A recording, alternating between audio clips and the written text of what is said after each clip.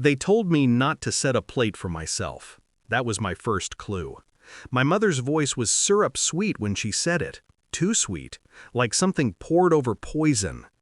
"You'll help set the table, won't you? Just 6 settings. 6, not 7. And then the laugh, that brittle, condescending tone my family saved just for me. They said it was just a small dinner, family only. But I was standing right there, dish towel in hand, while they counted me out loud. So I nodded, I smiled, and I folded each napkin with surgical precision, as if I were wrapping up pieces of evidence. They didn't notice. They never did. We weren't always like this. There was a time I would have done anything for them, when loyalty still meant something. I used to believe being the quiet one made me safe, the dependable one, the one who cleaned up, fixed things, made peace. But peace is just silence in a prettier dress. I think the shift started after Dad's funeral. Money has a way of showing people's real faces, who they mourn and who they envy. My brothers started taking things from the house without asking, tools, furniture, old watches. My mother let them. When I confronted her, she said, "You don't need those things. You never really used them." That was the moment I stopped being family. I became the help. It started small. Invitations without my name. Inside jokes I wasn't in on. Phone calls that went dead when I picked up. And then the dinner. The one that broke the last thread. They planned it at home. My home, technically. The mortgage had my name on it, but that didn't matter to them. They said the house belonged to the family. I was just keeping it warm. I was supposed to cook, serve, and clean, then disappear before dessert. I didn't argue. I smiled again. And that night, after setting 6 perfect places, I packed a bag.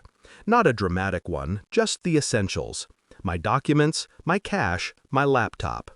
Then I left the lights on, locked my bedroom door, and walked out without saying goodbye. I had booked a table for 1 at my favorite restaurant. Quiet corner, dim lighting, red wine that didn't apologize for being bold. I turned off my phone, let the silence bloom, and savored every bite like a secret. When the dessert arrived, I toasted to myself. To absence. To peace, the kind that isn't servitude.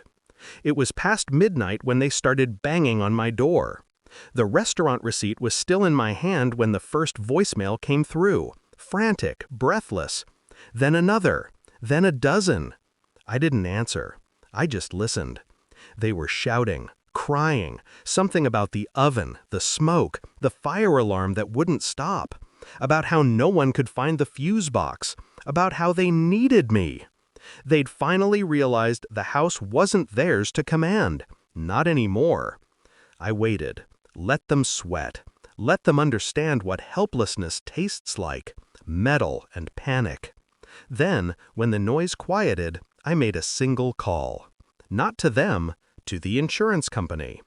You see, the week before, I'd switched everything into my name only. Title, policy, utilities. Quiet paperwork signed between errands.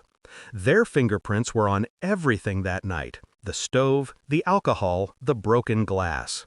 Mine were nowhere near. By morning, the damage was done. A small kitchen fire, no one hurt. But the story that reached the neighborhood wasn't kind. My mother called me, voice trembling. "You left the gas on," she accused. I let the silence answer her. Then I said, calm and even, "No, you did." Click. I moved out 2 weeks later. The insurance payout covered more than repairs. It covered distance. I bought a new apartment. Small, quiet, mine. They still call sometimes, mostly when they need something. I let the phone ring.